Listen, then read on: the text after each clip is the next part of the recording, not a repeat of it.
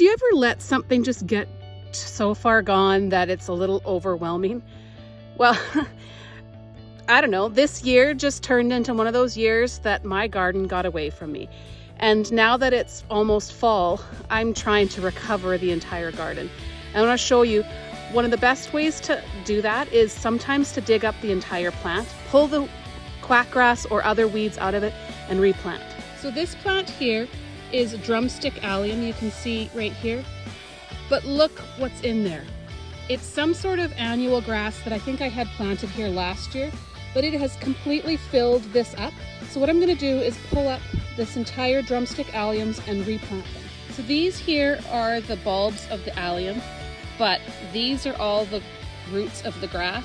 So what I need to do now is pull out all of these grasses, break this up to get them all out, and then I'll just replant them in there.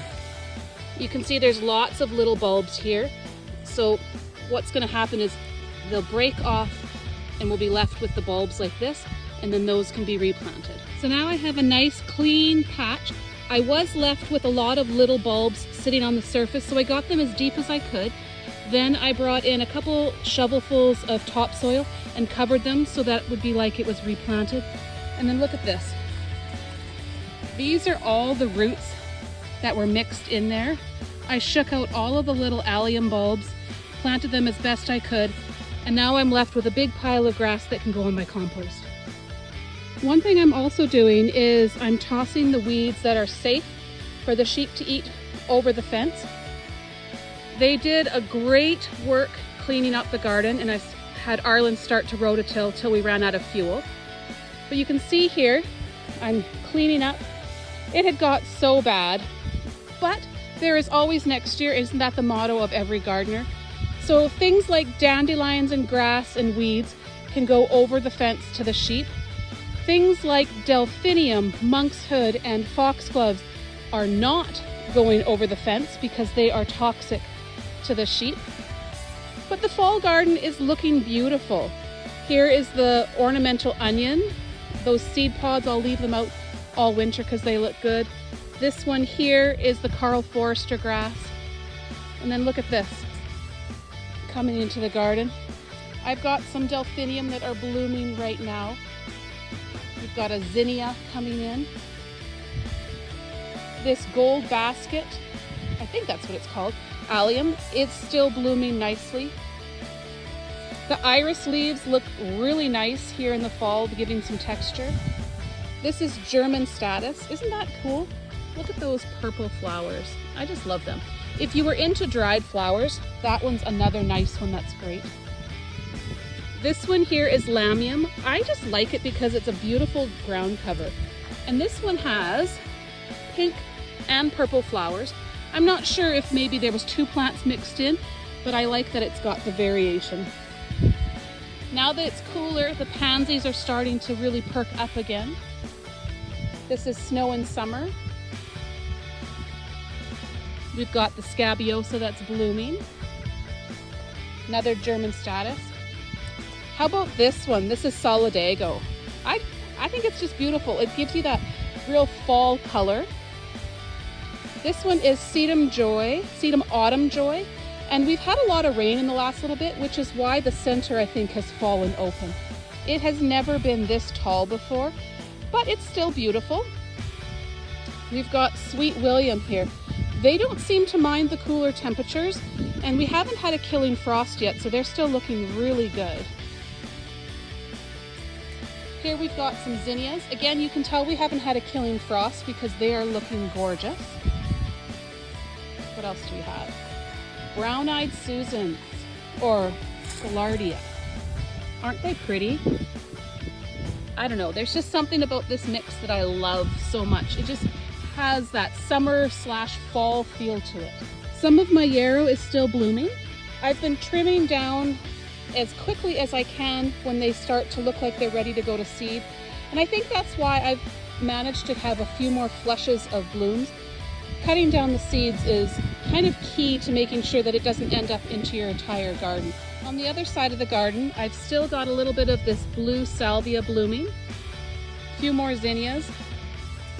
Look at that one. That is your black-eyed Susan, Rudbeckia.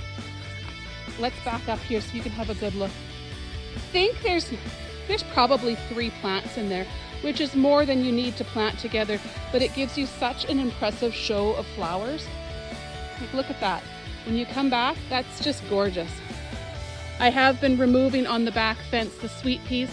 Something I certainly discovered about myself is that I thought I wanted vining things on the fence because that's where you put them. The problem is then I could not see into my garden, and when you can't see anything, you tend to forget about it, which is probably why the garden got away as bad as it did. Here we've got blue flax. It's pretty.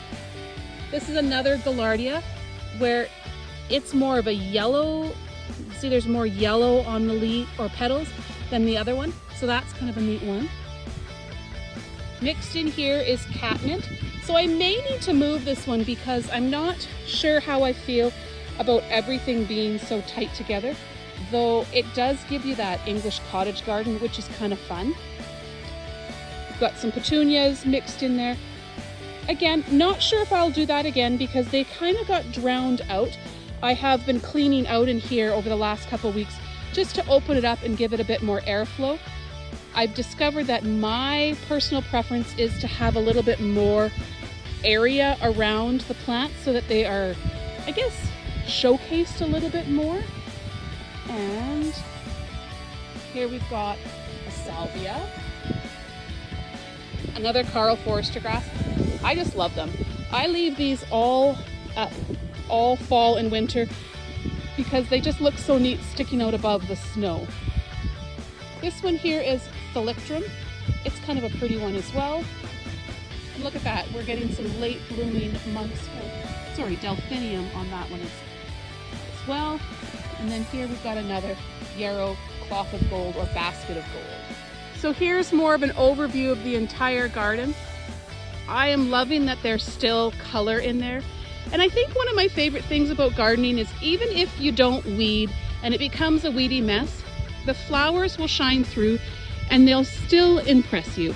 You can be overwhelmed in your garden, but they're still going to keep coming, and there's always next year. You can work harder at keeping the weeds out. And I haven't given you an update on the animals lately. That one's having a little nap. This one here is our littlest. She's just growing like crazy. She's super cute. So those 3 are Shadrach, Meshach, and Abednego. We've got Petunia, Nala, Luna, Ginny, and Daisy over there. You may notice there's a few missing, and that's because they were...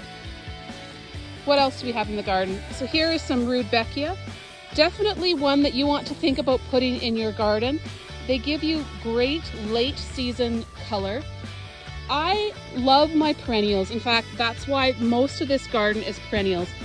But when you start adding things like Rudbeckia, they give you that beautiful fall color.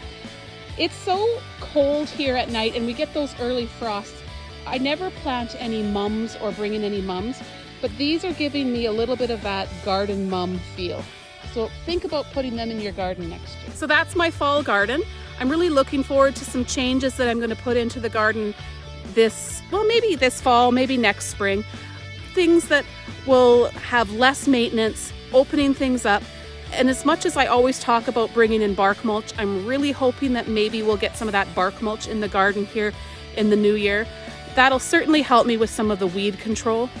One of the things I'm learning is that I can't do it all. Imagine that. You can't take care of everything. And so one of those things is reducing certain flowers and certain plants that create more work for me, but also just letting myself be okay with not having the perfect garden. So I want to encourage you that if you are struggling this year in your garden or have struggled in the past in your garden, don't let that stop you from gardening. Consider shrinking your garden to match the stage of life that you're in. So hopefully you enjoyed my little garden update, and we'll see you next time.